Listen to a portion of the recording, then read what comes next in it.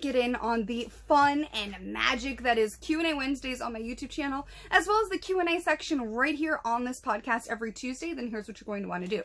You're going to want to go to the link on one of these sides here, click youtube.com/@TaelerHendrix, hit the subscribe button, scroll down on my video feed to the latest Q&A video, hit that thumbs up button, help us out in the algorithm a little bit, and then comment your question in the comments below that video for your chance to be featured on a future Q&A on this podcast, Talks with Taeler Hendrix, as well as the Q&A Wednesday on my YouTube channel.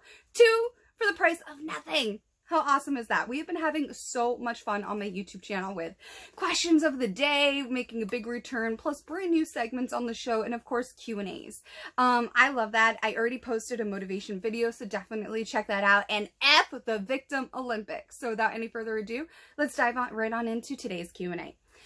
First question was so cool, guys. They asked me, you know, they basically gave a little brief outline of how their children are starting to, you know, get into their teens and starting to become young adults. What are some things that they should be doing as a parent?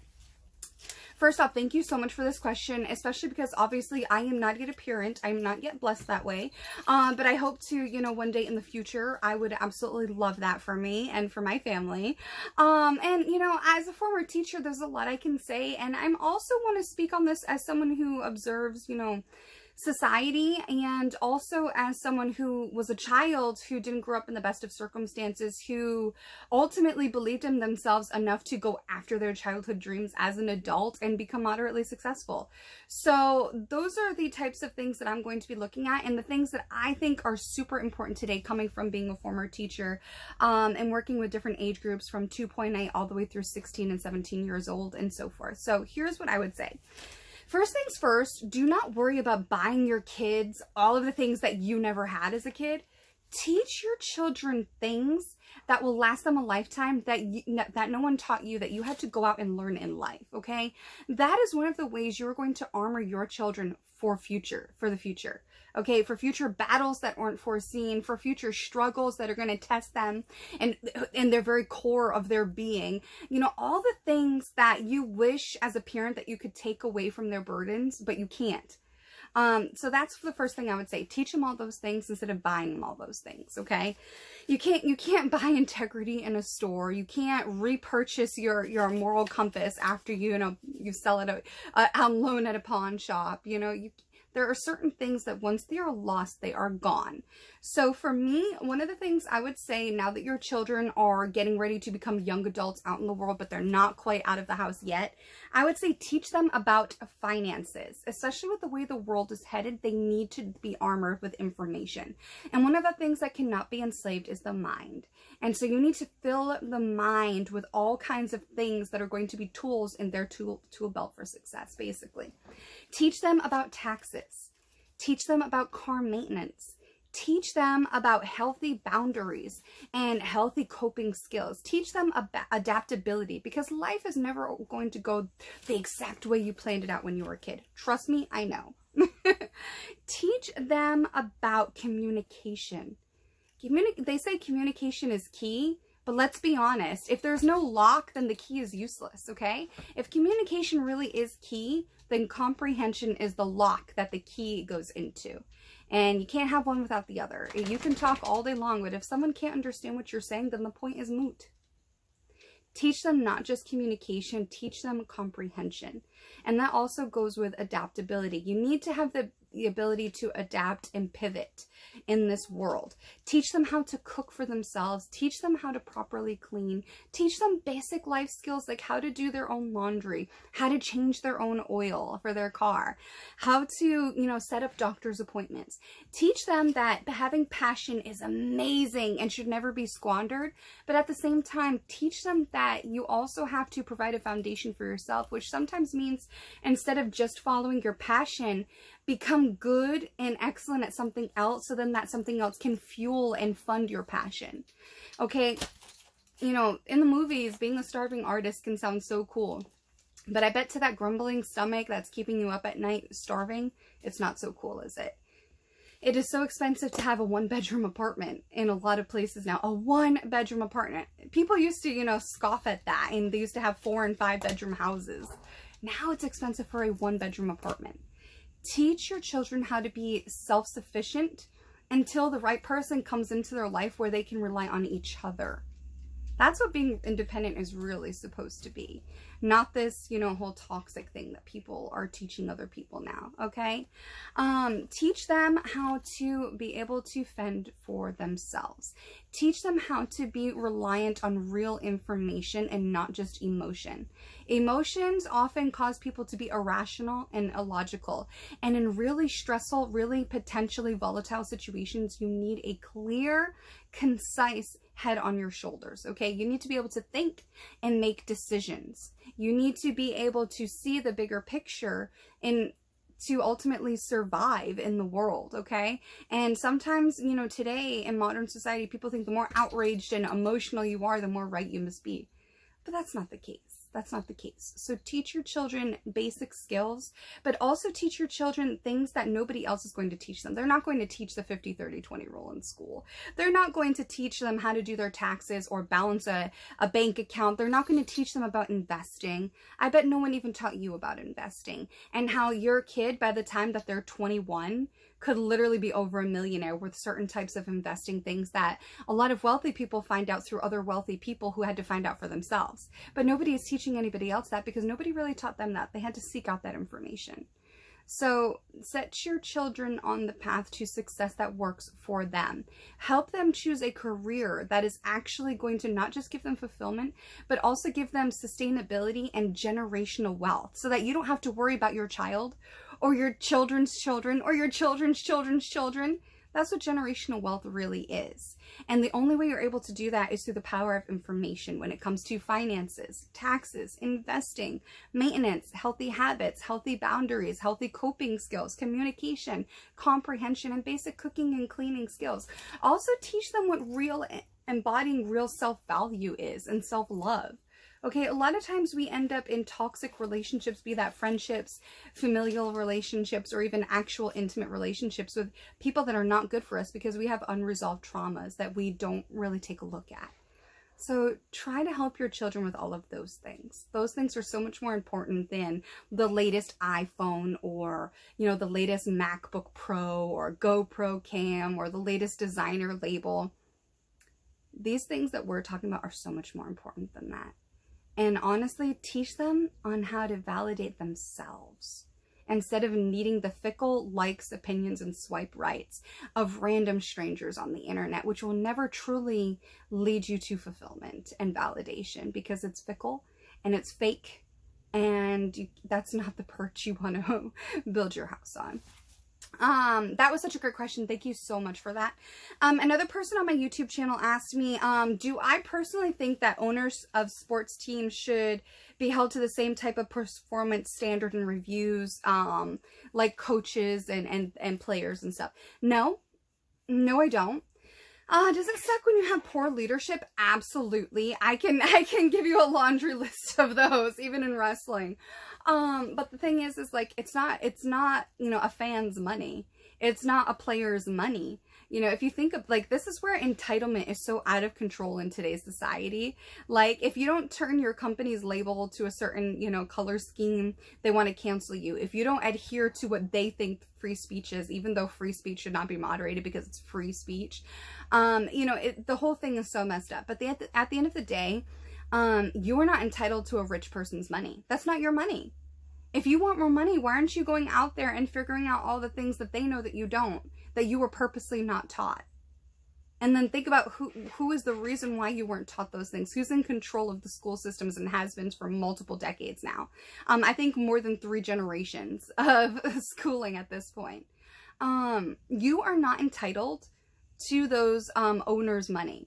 Okay, and when you start asking if we should set them up to the same performance standards, they're not in control of a player's, you know, performances either. But at the end of the day, if there wasn't an owner putting their money on the line, be it with shareholders or entirely their own money, then those players and those coaches wouldn't even have jobs. Think about it like this. How many people wake up every single day with dreams of playing in the NFL, right? Versus how many spots are actually available in the NFL. And I'm not talking about brand new spots on teams. I'm talking about every single spot of everything in the NFL. for every single team. The numbers don't match. Some people have got to lose. Some people are going to win. At the end of the day, though, if there weren't owners, funding teams, there wouldn't be an NFL. There wouldn't be an XFL. There wouldn't be a CFL. So instead of trying to jeopardize owners' monies with performance reviews and stuff, I would say just focus on the things that you can control. Being a professional athlete is not all it's cracked up to be, but everybody thinks it is. You get people sending you and your family death threats because you messed up their fantasy football stats that week simply because you missed a catch or something. You guys have no idea what kind of pressure that is like. It is insane. And they don't teach you these things. They don't teach you about the taxes of professional athletes. Like, a lot of fans of the NFL don't even realize, and a lot of NFL players don't even realize this when they first get drafted to the NFL. They have to pay taxes for every single state that they play in.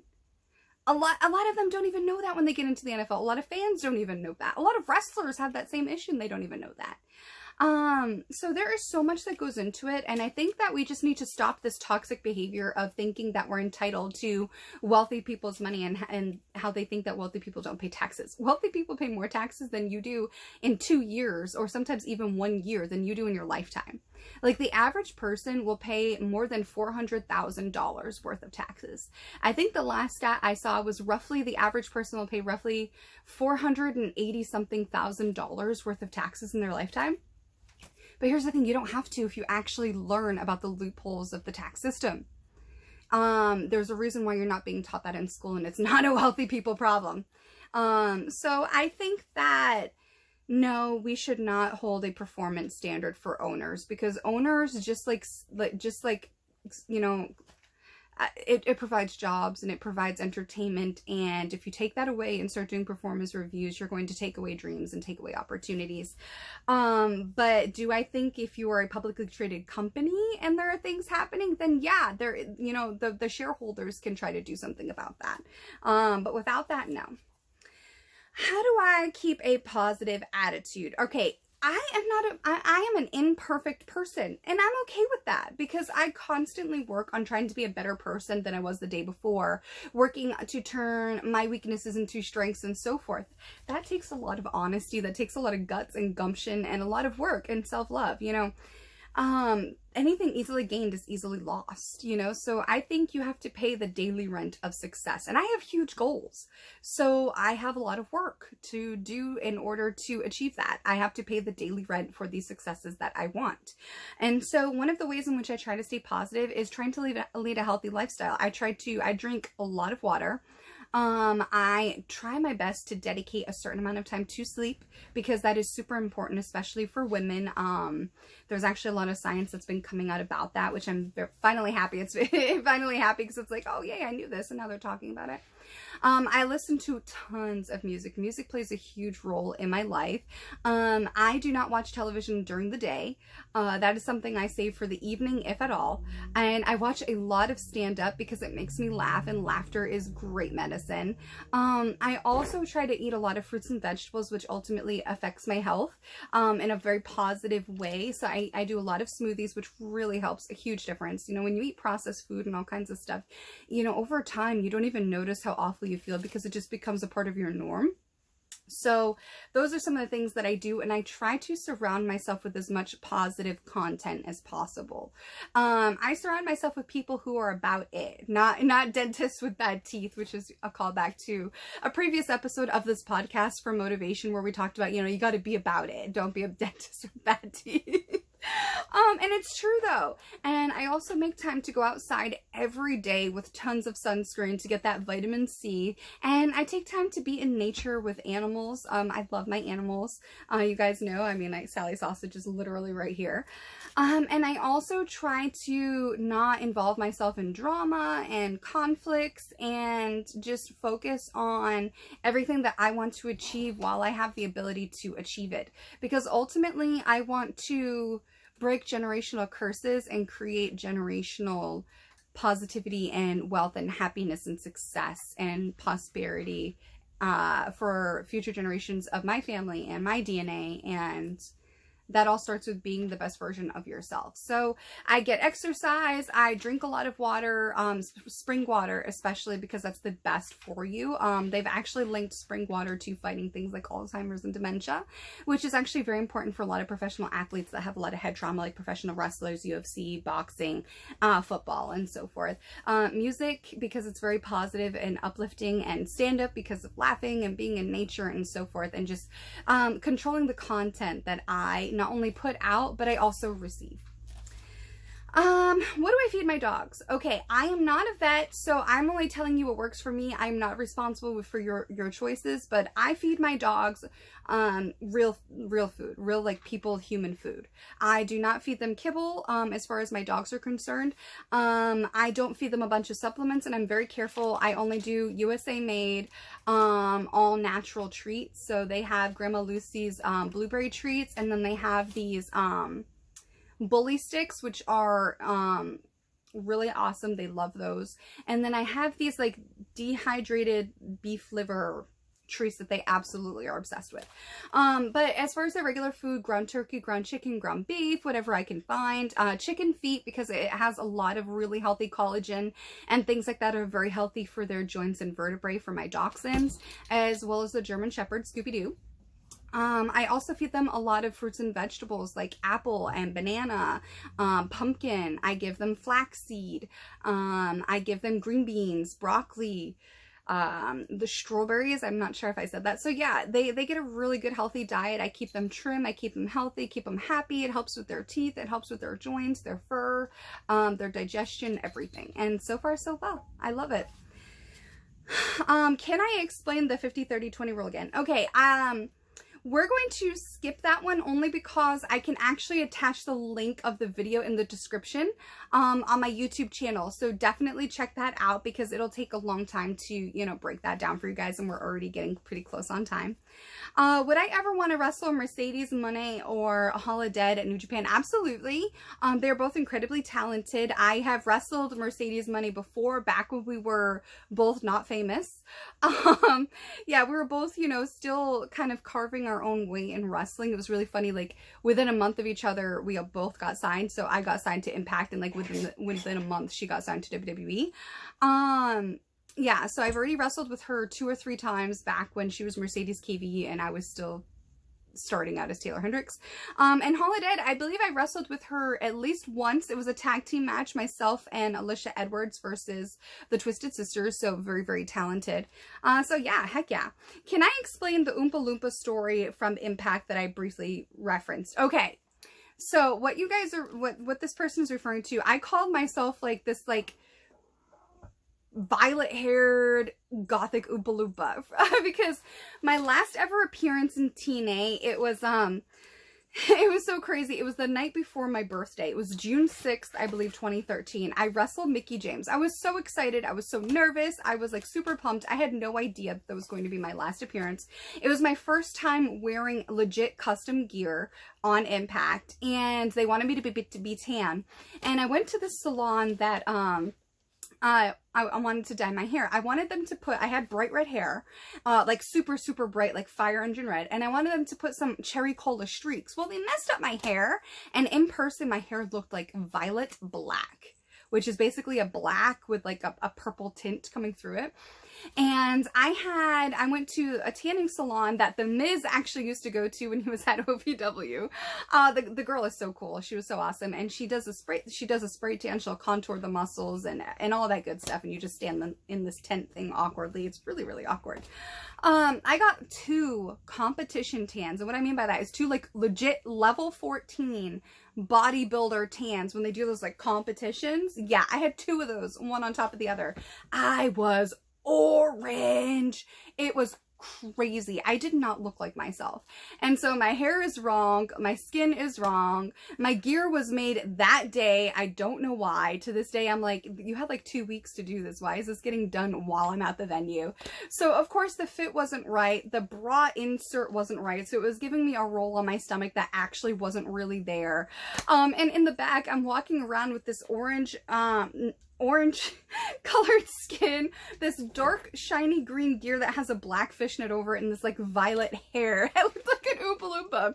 And it was ODB's birthday, and they all had a cake for her, and I kind of felt a little left out because my birthday was the next day and nobody knew. And then I wasn't really supposed to have anything in that match. Mickie James actually went and advocated for me wanting more wrestling in the match for both of us. It was just really, really awesome that she trusted me with that, because it was during her heel run with her in Velvet Sky. And she basically like said, you know, y'all have been overlooking Taeler Hendrix as she's been, you know, at home and developmental and stuff, which was super cool for me. And it's so funny because if you go back and watch that footage, you can't tell I'm orange, and you can only sort of tell that the gear wasn't quite right, and then you cannot tell, my hair looks like bright red. It's so crazy, but in person it was so bad. If you can't laugh at yourself, hi sweetie, we gotta laugh at mommy. If you can't laugh at yourself, then what are you doing? Like, you have to be able to take yourself seriously, but at the same time just sit back and go, well, that happened, I own it. And I did. I learned a lot of lessons from that. Let me see here. Someone asked me if I have a favorite William Shakespeare play. I like William Shakespeare. I'm not going to lie. I like The Taming of the Shrew and stuff, but I am more, you know, there's obviously more than just The Taming of the Shrew that I really love, but I'm more of a Tennyson fan, Alfred Lord Tennyson. I love poetry and I love reading and stuff. Like, I love it. I'm not an English lit major, but I really did love that kind of stuff. I had this collection of vintage Tennyson things that I was like so proud of. I found them at a bookstore in Providence, and I was obsessed. How did the low blow from ODB feel? That's such an odd question. I mean, like, how do you think it felt? I mean, considering it was a work, so it wasn't like real, you know? Another person asked me, where is the worst place to get hit? This is a very subjective question because we all have different strengths and weaknesses and pet peeves in wrestling and things like that. But for me, I would have to say one of my least favorite places to get hit in wrestling is right here, square in the back of my neck. I had a vet kick me from behind. So I was sitting up in a snap mirror position. They sat me up and they were behind me, and they kicked me square at the base of my neck where my neck meets my my skull. That's basically the upper cervical area of your spine. And I was paralyzed. I don't know if a lot of people really understand the gravity of this, but it's true. I got paralyzed, and how it went was I couldn't feel from my waist down. I could not feel a thing. I could not move. There was like blackness and then shards of light, like almost like rainbow glass breaking at the same time that I'm realizing that I can't move my lower body. And I'm also like realizing that I just felt my brain move inside my skull, and there was not a darn thing I could do about it. I basically felt like my brain move and hit the front of my skull because I got kicked from behind so hard it moved everything forward, and then came backward and kind of went like that. And then she did the exact same kick again to the exact same spot, and I felt all of those things all over again. I was numb from the waist down, paralyzed, could not move. I felt my brain hit the front of my skull and kind of go like this and settle back into place, which is like the most eerie feeling in the world. I never wish that on even my worst enemy. And the whole blackness and shards of rainbow glass. I will never forget. I have had so many concussions since then. I have never forgotten that experience. So I would say kicking somebody right there where the skull meets the neck and stuff.